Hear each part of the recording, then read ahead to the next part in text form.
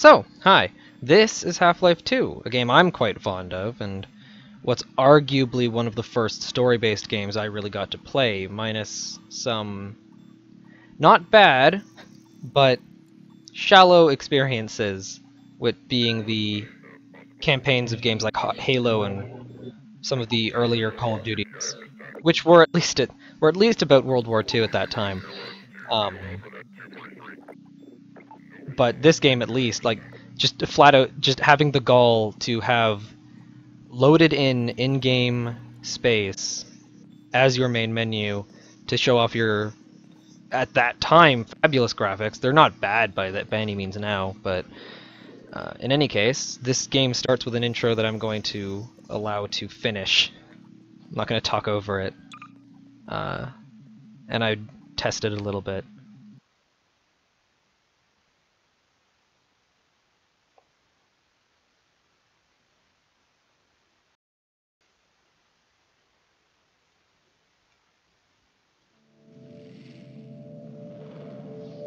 Rise and shine, Mr. Freeman. Rise and shine. Not that I wish to imply you have been sleeping on the job. No one is more deserving of a rest, and all the effort in the world would have gone to waste until... well, let's just say your hour has come again.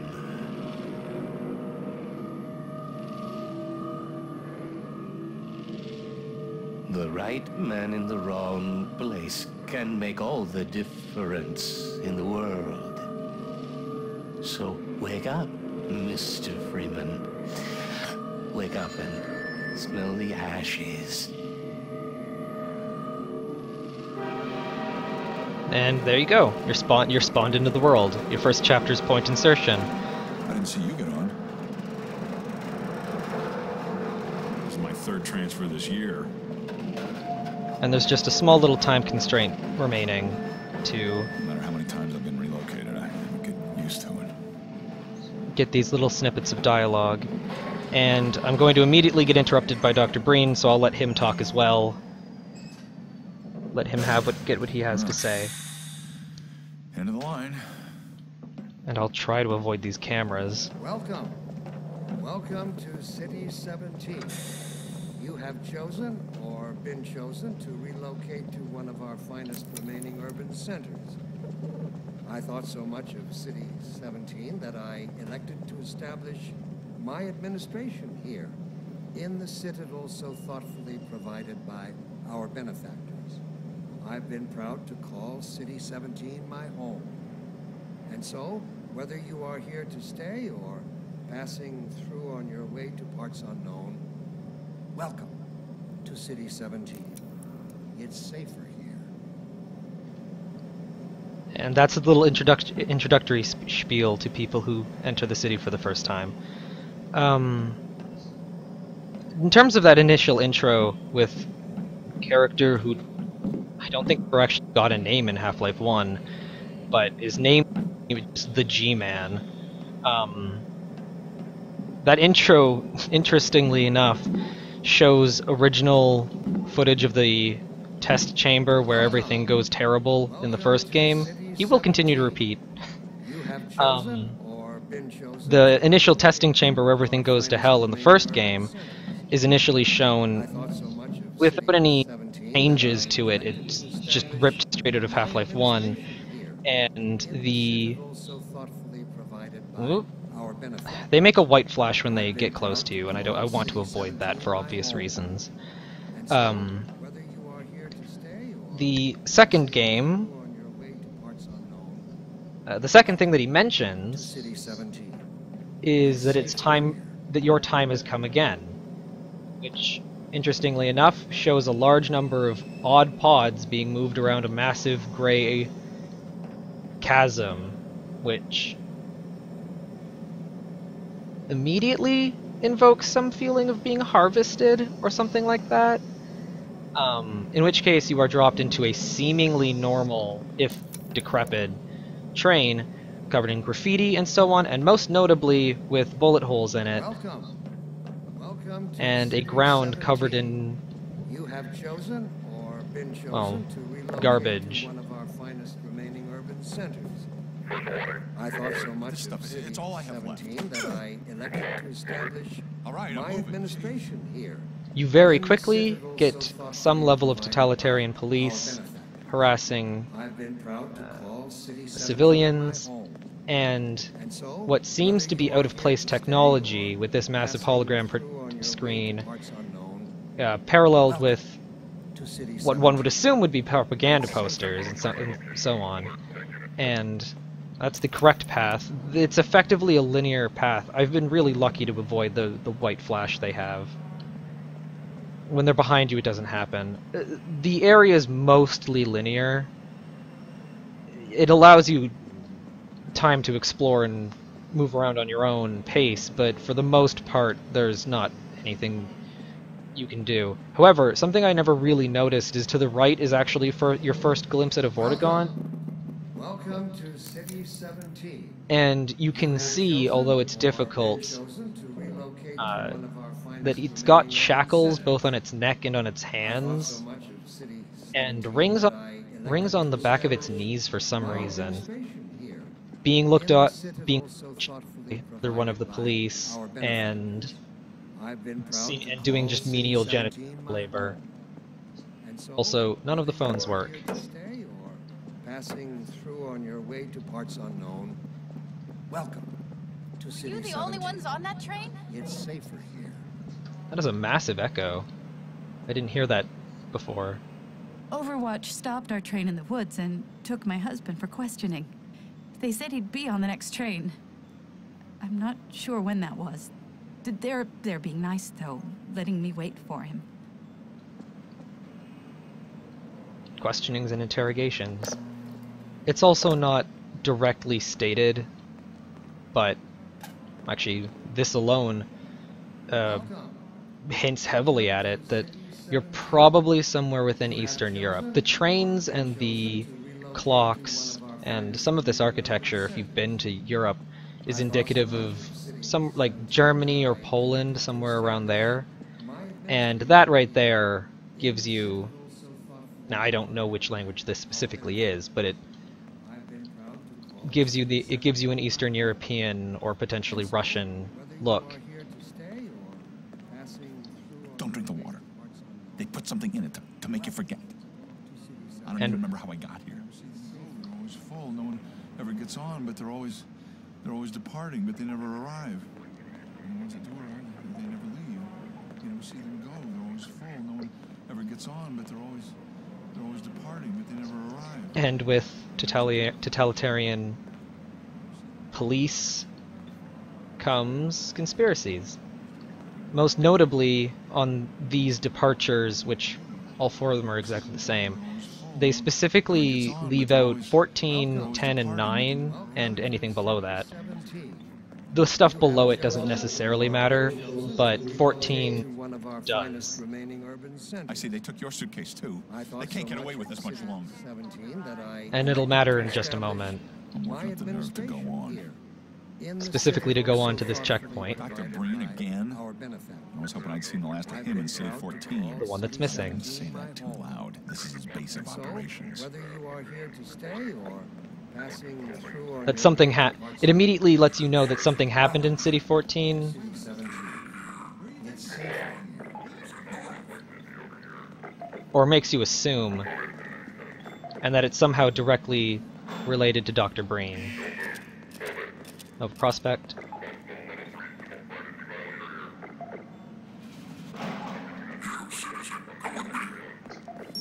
This one's voice immediately is more distinguishable and easier to... This must be a mistake. I got a standard relocation coupon just like everybody else.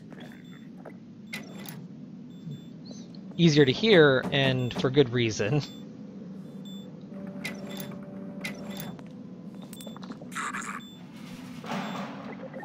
And little reveal on that.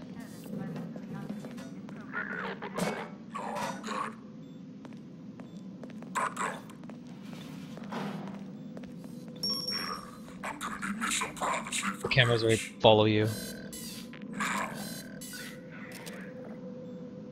about that beer I owed you? Reference to the first It's me, game, Gordon. Barney from Black Mesa. which is Sorry where the for first game scare. took I had place. to put on a show for the cameras. I've been working undercover with Civil Protection. I can't take too long or they'll get suspicious. I'm way behind on my beating quota. Yes, Barney, what is it? I'm in the middle of a critical test. Sorry, Doc, but look who's here. Great Scott! Gordon Freeman! I expected more warning. Yeah, you and me both, Doc. He was about to board the express to Nova Prospect. Well, Barney, what do you intend? I'm thinking. Alex is around here somewhere. She would have a better idea how to get him here. Well, as long as he stays away from checkpoints, we should be okay. Listen, I gotta go, Doc. We're taking enough chances as it is. Very well. And, Gordon, good to see you. Okay, Gordon. You're gonna have to make your own way to Dr. Kleiner's lab. Oh, man, that's what I was afraid of. Get in here, Gordon, before you blow my cover. Pile up some stuff to get through that window and keep going till you're in the plaza. I'll meet up with you later. That was a lot to deal with, but initially the game just is giving you physics tutorials. The first game emphasized visual storytelling, which this game continues, but this game specifically adds functioning physics, which were something most games couldn't really handle prior to Half-Life 2 coming out. Most importantly, that gives you 3 new characters, one named and one named and the police officer and scientist that you saw, which didn't really exist in the first game, if only because graphical limitations meant that most of the character models looked pretty much the same. I'm being careful, if only because these loading screens sometimes mess up a little bit. There we go. Just wanted to finish my thought before...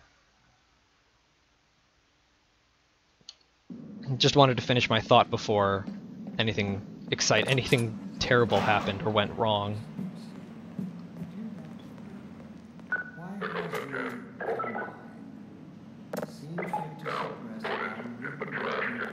And it uses a small little tutorial here to teach you a new mechanic and let you make a choice. Of course, your question touches on one of the basic biological impulses, all its associated hopes and fears for the future of the I also detect some unspoken questions. It's also noteworthy that they are a lot more on edge after you've already given them reason to take that out and try to hit you. Will they ever deactivate the suppression? Keep it to yourself. Let us breathe again. I don't know about you, but I'm ready to join Civil Protection just to get a decent meal. Underlying You've got to be damn hungry to wait in line for this crap. every possible question you might have. First, let Yep, us little consider freeze-dried the pack. fact that for the first time ever, as a species, Went too close to him. is That's a new speech that Dr. Breen's giving on specifically on the reproductive suppression field that the quote-unquote benefactors have put on humans, him being a advocate for them, or at least an in-between voice for whoever the benefactors are. And this shot I particularly like, or, well, the shot they allow you to make yourself, where this obelisk with Dr. Breen is paralleled with this massive tower obelisk where Dr. Breen is, and that inference is made by the player intuitively. Whether that actually works in practice, maybe not, but nonetheless. And today we clearly see its true nature. Instinct has The benefactors that he refers to are immediately implied to be in some way otherworldly, and most of that is implied strictly by the fact that this technology is placed over top of like innocuous technology, like or innocuous things like this obelisk gets one of him. These shiny metal checkpoints don't really fit by comparison to the Eastern European architecture, which is more obvious when you get outside. And that most of it looks rather decrepit. It doesn't quite look like slum level of decayed, but it still isn't great. I'm gonna get one of these to there. That's what I was avoiding that whole time. And he's twisting the notion that the benefactors have removed the human's ability to give birth, or to, specifically I think to conceive, is twisting it to be a positive aspect, that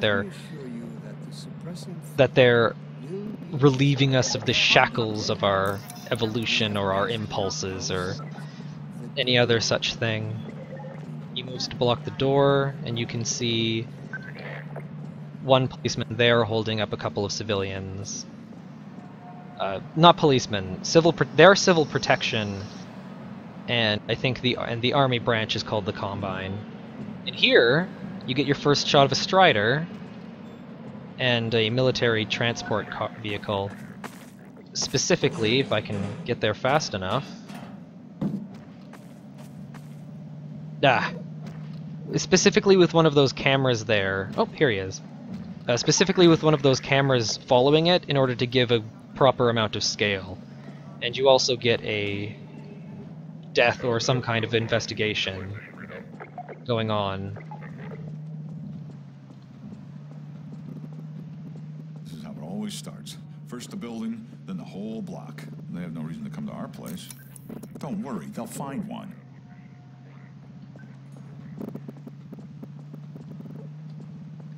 And here's another little bit of visual storytelling. This is inferred by me mostly. I don't think it's terribly unreasonable to assume this, but this playground looks pretty decayed as well. Go away? There, okay, you took a picture. That terrible sound. The fact that this is as decayed looking as it is, it serves at least two functions. First, to confirm the reproduction suppression field that Dr. Breen mentions by, like, saying that however long this seeming occupation of these benefactors has gone on, there hasn't been children in at least 10 years, I would guess, but there's no... I don't believe there's a specific number. I don't think it's more than... I don't think it's much more than that, given the difference in time between the first game and this, in which this is not happening in the first game.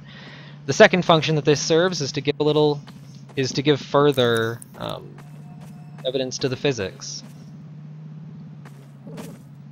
And literally give you a playground to have your first little mess around with it, aside from picking things up and just throwing them, as you may have been doing already at this point in the game.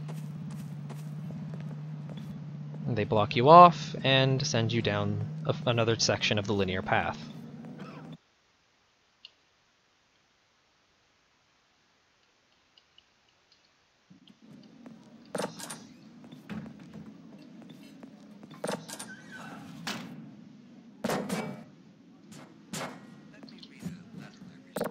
These locks appear in other places as well, and give a decent means of continuing of limiting your path choices and just where you're able to actually explore to keep you moving down this single path.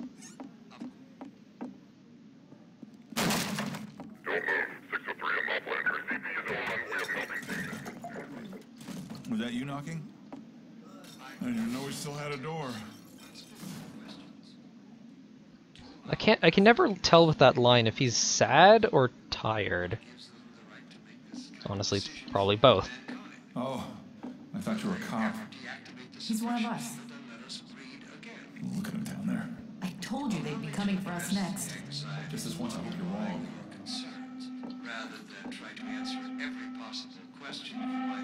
Given the potential that we are, that we were dropped in here on that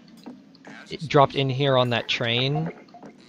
I can't take it anymore. What are we going to do? We'll think to something. When is it all going to end? Don't worry. Please. It's all right. Nicely enough, I'm pretty sure those end up being recurring characters moving forward. Assuming that we were dropped in on that train, given the line that the first person says, it's very reasonable. Will you? Sorry about your TV. I can't have people talking over me constantly. Given the first person's line that he didn't see us get on, it's potentially assumed that we were actually placed on that train during that sequence. And they're all going to start getting hit with stun batons. It's reasonable to assume that we were dropped in on that train, and that we're probably wearing the same clothes as them. Get in here, quick! That's the only reason they would... Being careful. There we go. That's the only reason I would assume they are helping us. And here comes an actual chase scene sequence. Whoop, that was close. Oh wow, he shot the can. That's ridiculous. There's the military transport from before. Or not like it. I'm really trying not to get hit. Cool. And here we're going to get... It's safe to not keep moving. We're going to get an introduction to a new character, and I'll probably stop here for the moment. And the game locks you in.